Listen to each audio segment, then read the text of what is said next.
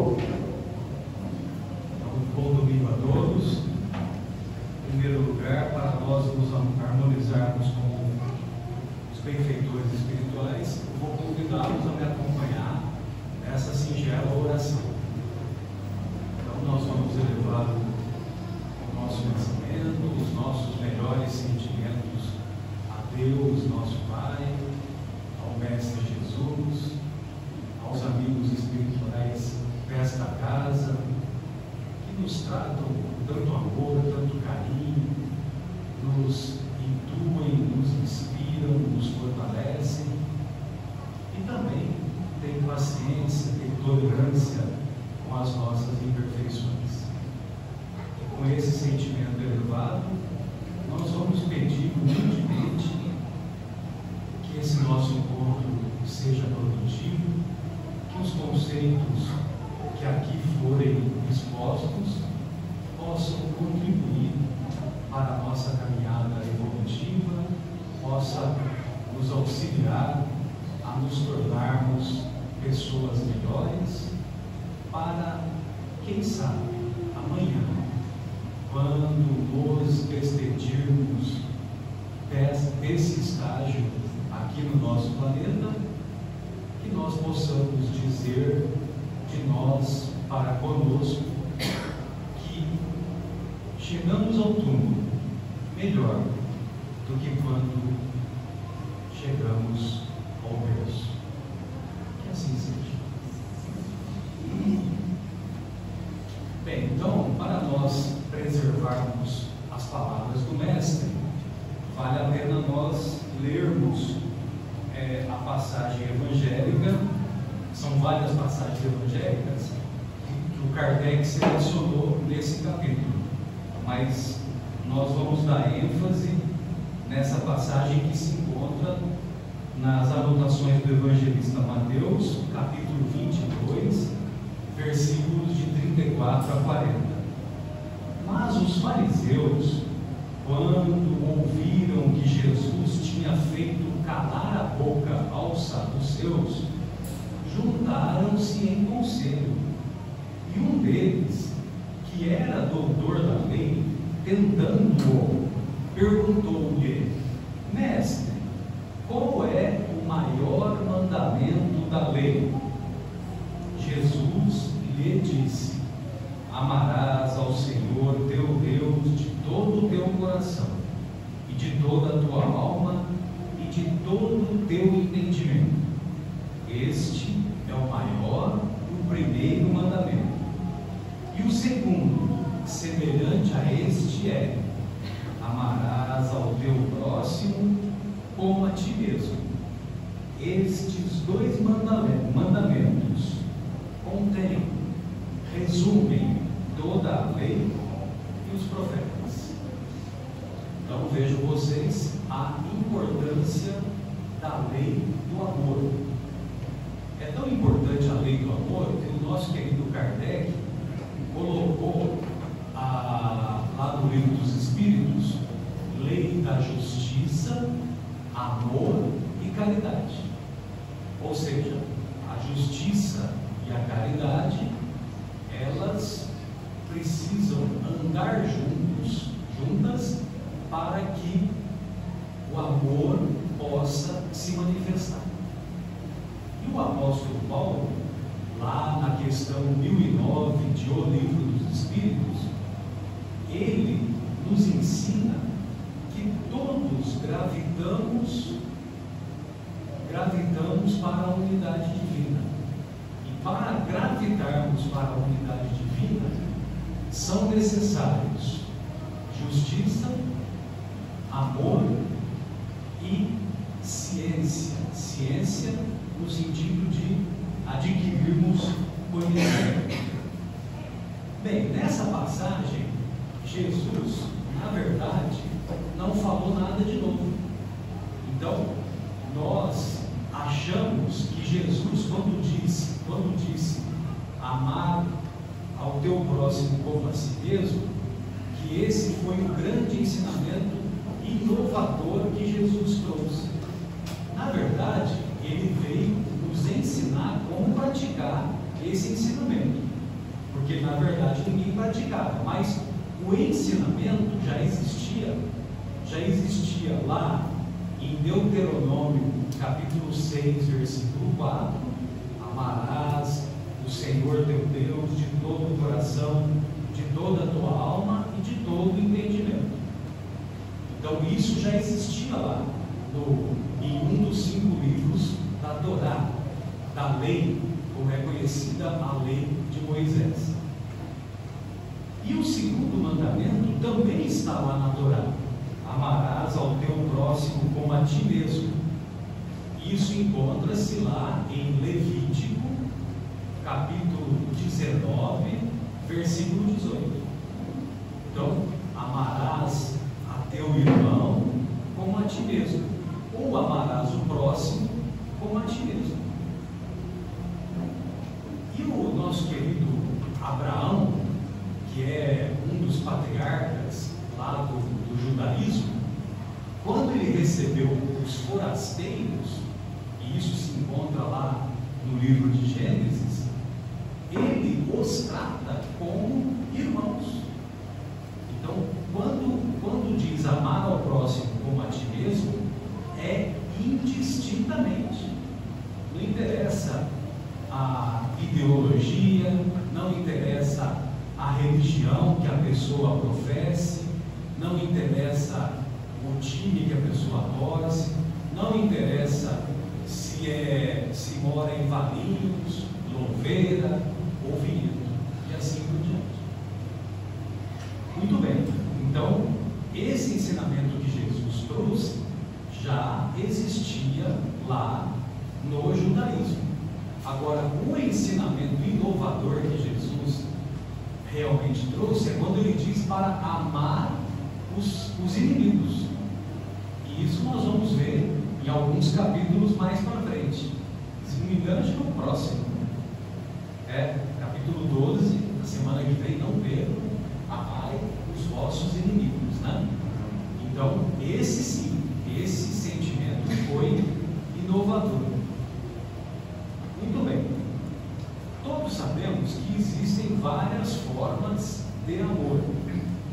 Então, lá na Grécia Antiga, nós podemos conceituar as formas de amor em 4 formas principais. Alguns estudiosos colocam outras formas atualmente, pelo menos mais uma forma. Então, o amor eros é o amor, aquele amor da química, aquele amor da atração que uma pessoa sente por outra e que muitas vezes faz com que 2 pessoas se unem e 2 pessoas vão constituir uma família. Então, todos nos recordamos, aqueles que são jovens há mais tempo, que quando estávamos lá envolvidos com aquela pessoa que se tornou a nossa esposa, que se tornou o nosso cônjuge, então, naquele momento em que nós nos conhecemos, é como se houvesse uma obsessão leve, que nós não conseguimos tirar da cabeça aquela pessoa. E nós escrevemos cartas. Talvez os mais jovens não saibam, né, o que é escrever uma carta, né? Não saibam o que é ir lá na caixa de correio e saber se já obteve, já chegou a resposta, né? Mas e muitas dessas cartas, principalmente as moças, né, colocavam perfume, né? Colocavam todo aquele encantamento, e isso tudo fazia com que aquele encanto pessoal, aquela atração pessoal pelo sexo oposto fosse colocado adiante, e isso fazia com que aquele encontro previamente programado no plano espiritual fosse levado adiante e aquele casal constituísse família. Então, o amor eros é o amor de atração física, mas de atração física é o ponto inicial, é o amor que vai nos estimular a, sobretudo, constituir a família e colocarmos em prática um dos mandamentos da lei antiga, que é crescei-vos e multiplicai-vos. O amor histórico é aquele sentimento que nós nutrimos por aquelas pessoas que pertencem à nossa família.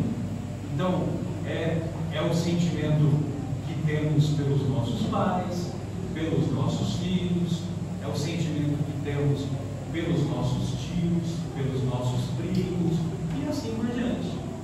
Então, aqueles do nosso sangue, então, nós até nos sentimos na obrigação de amá-los, de nutrirmos esse sentimento mais elevado. Também há o amor filos. O amor filos significa afinidade. É aquele amor que nutrimos, sobretudo pelos nossos amigos, pelas pessoas que temos mais afinidade, pelas pessoas que convivem conosco. Às vezes não convivem no dia a dia, mas convivem com muita frequência. E não raro, nós temos muitas vezes um sentimento até mais elevado por alguns dos nossos amigos do que muitas vezes por nossos parentes que às vezes até convivemos no dia a dia. Então, o amor filos também é uma manifestação do desenvolvimento desse amor. Finalmente vem o amor ágape. Esse sim, esse amor ágape é o que Jesus veio nos ensinar a praticar. Então, o amor ágape é aquele amor dito incondicional, é aquele amor que não espera recompensa, é aquele amor que nos faz tornar uma pessoa que seja capaz de desenvolver a abnegação, que seja capaz de desenvolver a renúncia, que seja capaz de colocar os bens espirituais acima dos bens materiais. Então, esse é o amor ágape que Jesus veio nos ensinar. E isso nós podemos encontrar com muita clareza lá na questão 886 de O Livro dos Espíritos. É a famosa questão 886 que o Kardec perguntou para os benfeitores espirituais: como Jesus entendia a sua época a caridade, o amor ágape, o amor em ação, o amor na prática? Então, os benfeitores respondem: benevolência para com todos, indulgência com as imperfeições alheias e perdão das ofensas. Olha só, benevolência é de benevoluntas, boa vontade. Ou seja, se nós agimos com boa vontade em qualquer circuito de relacionamento, fica muito fácil. Você vai numa entidade particular. Então, por exemplo, você vai lá num banco fazer uma determinada operação. Se bem que hoje o banco está nas nossas mãos, né? Mas naquela época gloriosa que nós enfrentávamos filas e mais filas, então o atendente, né, o funcionário do banco, se ele nos atende com boa vontade, nós nos sentimos satisfeitos e muitas vezes nós voltamos e queremos ser atendidos de novo por aquele funcionário. É ou não é? Ou é só eu que faço isso? Então, a mesma coisa se dá numa repartição pública, a mesma coisa se dá num evento artístico e assim por diante. Aí nós perguntamos: será que nós também não podemos agir com boa vontade nos conflitos que todos temos com os nossos filhos, nos conflitos que temos com os nossos cônjuges, com os nossos parentes, com os nossos familiares. Então, se nós agirmos com boa vontade, muitas vezes nós vamos desarmar aquela pessoa que estamos vivenciando o conflito, e esse desarmamento vai facilitar a nossa chegada ao coração daquela pessoa que muitas vezes estamos em conflito. Indulgência com as imperfeições alheias, ou seja, termos um olhar doce, não um olhar amargo, mas um olhar doce com as imperfeições. Uma vez, um amigo me disse que amar é não ver defeitos. Já pensou quando nós tivermos essa capacidade de não vermos defeitos dos outros? Ou pelo menos, se nós enxergarmos esses defeitos, que nós sejamos capazes de desculpar esses defeitos, de olhar com olhos de compreensão, com olhos de doçura. Por isso que é indulgência, né? Indulgência, o in é por dentro, e dulcere. Dulce é olhar doce, olhar as imperfeições dos outros, não de maneira amarga, não de maneira inconformista. E perdão das ofensas, benevolência, indulgência e perdão das ofensas. Todos acompanhamos, né? Na semana passada foi discutido o capítulo Bem-aventurados os misericordiosos. Perdoar não é esquecer. Perdoar é não devolver o mal que alguém praticou contra nós. Então, se nós não devolvemos esse mal, nós já perdoamos.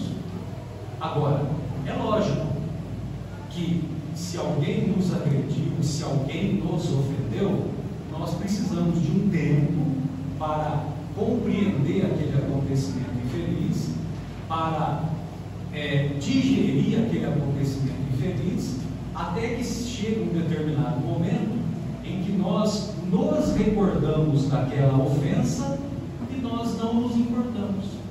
Então, quando nós lembramos do acontecimento infeliz e não nos importamos com esse acontecimento por dentro de nós, então é que se estabelece o perdão real, que é aquilo que o pessoal da psicologia chama de ressignificação do acontecimento.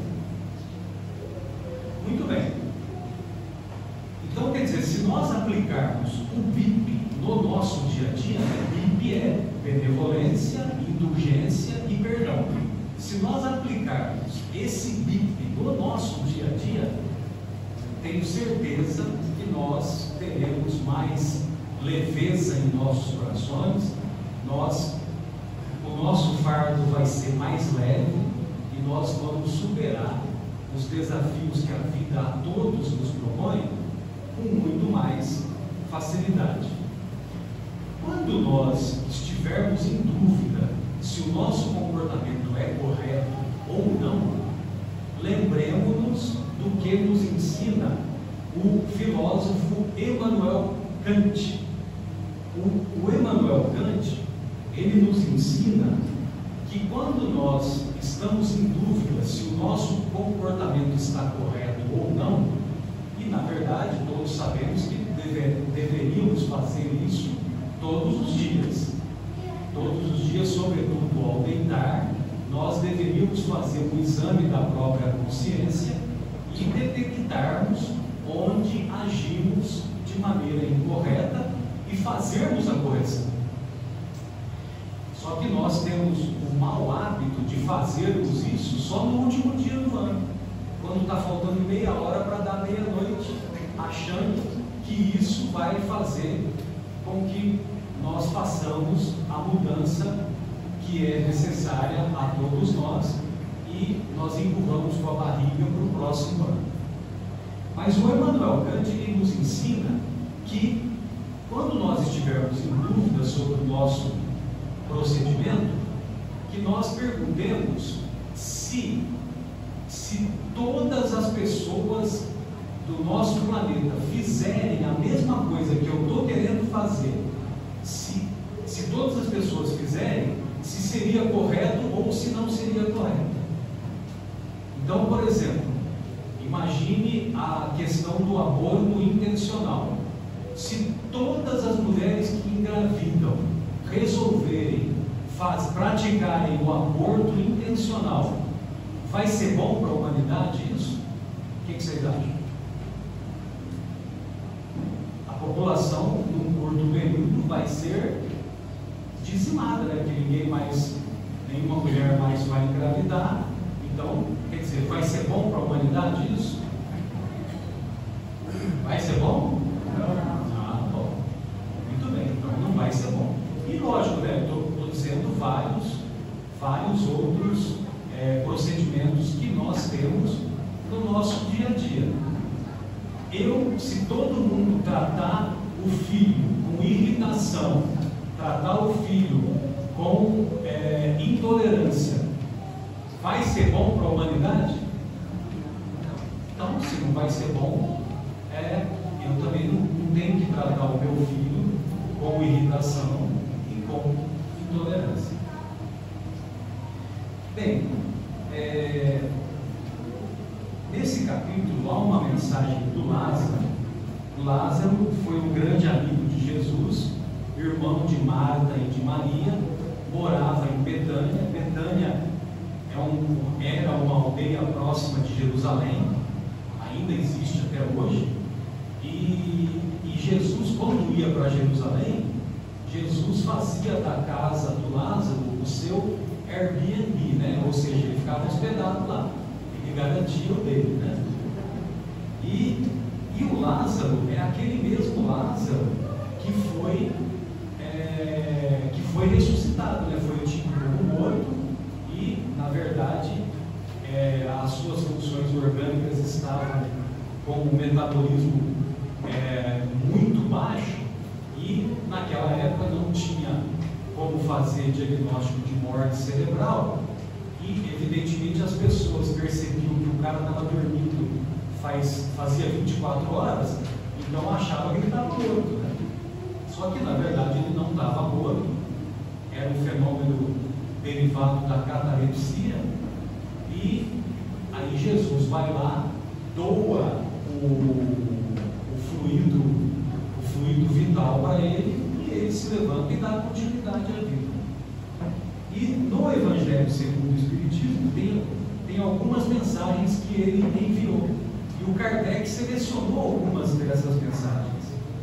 E no finalzinho, quando ele fala sobre a lei de amor, ele diz assim: disse que o homem no seu início tem apenas instintos.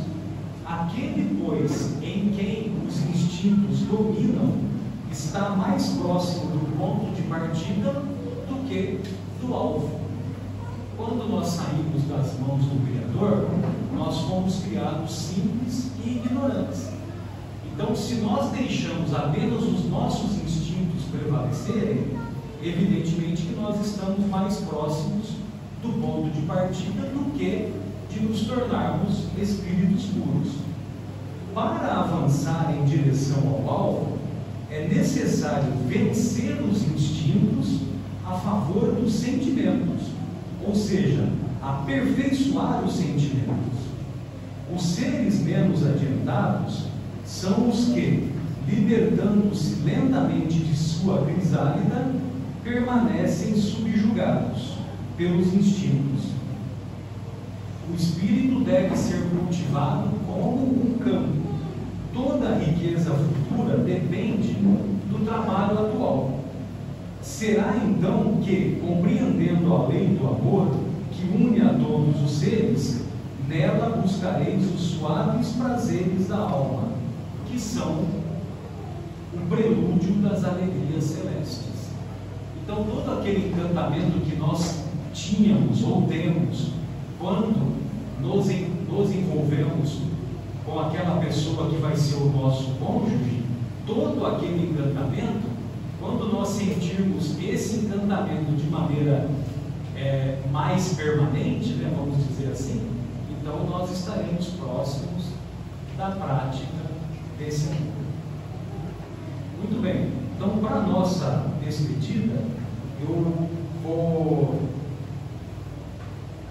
gostaria de deixar claro que lá na obra Pensamento e Vida, no capítulo 30, intitulado Amor, o Emmanuel escreve assim: a seiva que nutre a rosa é a mesma seiva que alimenta o espinho dilacerante. E o espinho, mais tarde, vai se transformar em rosa. Na poesia Marchai, assinada pelo espírito Castro Alves e que se encontra na obra Parnaso de Além Túmulo, num determinado momento, Castro Alves diz assim: é a dor que através dos anos, dos algozes, dos tiranos, anjos puríssimos faz, transmutando os neros rudes em arautos de virtudes, em mensageiros de paz. Então aquele que um dia foi Nero, um dia vai voltar como mensageiro da paz. Talvez trazendo a descoberta de uma vacina que vai salvar muitas vidas, por exemplo, ou a descoberta de uma medicação que vai estender mãos generosas para muitas pessoas que são portadoras de doenças desta ou daquela doença incurável.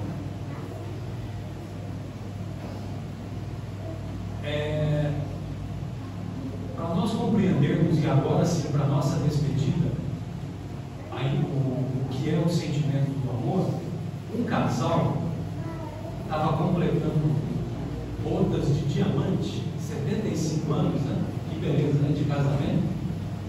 E uma determinada repórter foi entrevistar o casal e chegou lá no casal e falou: olha, nós gostaríamos de saber qual é o segredo para vocês durarem tanto no relacionamento e estão juntos aqui, né? Que beleza, como é que vocês fizeram? Aí o marido disse: o segredo é o biquinho do pão. Sabe aquela pontinha do pão? É o biquinho do pão. Mas biquinho do pão? E ela perguntou para a esposa, né? A senhora acha isso? É o biquinho do pão. Mas por quê? Explica direitinho. Aí o marido falou para a repórter: olha, minha senhora, é o seguinte, eu sempre adorei passar a manteiga na pontinha do pão, no biquinho do pão. E eu gostava tanto que eu queria que a minha esposa comesse. E aí, todo dia no café da manhã, eu passava a manteiga e colocava na boca da minha esposa. E ela? Aí a mulher falou: minha cara repórter, eu também compreendo que o biquinho do pão é o segredo do amor, porque eu sempre detestei o biquinho do pão, né? Eu sei porque as mulheres têm pavor, né? Aquele pão pluma lá, todo mundo joga fora, né? Já reparou? Ninguém quer saber de comer. Eu como. Aí então, ela falou: eu sempre detestei o biquinho do pão, mas meu marido passava com tanto amor, tanto carinho e colocava na minha boca, que eu renunciava a esse sentimento inferior e aceitava. Bem, então, para a nossa despedida, eu gostaria de convidá-los a me acompanhar nessa singela oração. Quando nós vamos elevar o pensamento a Deus, nosso Pai, ao Mestre Jesus, aos benfeitores espirituais, agradecer a oportunidade desse encontro, a oportunidade de compartilharmos conhecimentos e pedir humildemente que o teu Evangelho, Mestre, os teus ensinos de vida eterna possam contribuir de maneira permanente para iluminar as nossas consciências aquecer os nossos corações, nos ajudando a nos tornarmos mais sensíveis e colocarmos no nosso dia a dia essas virtudes tão simples e tão importantes: benevolência, indulgência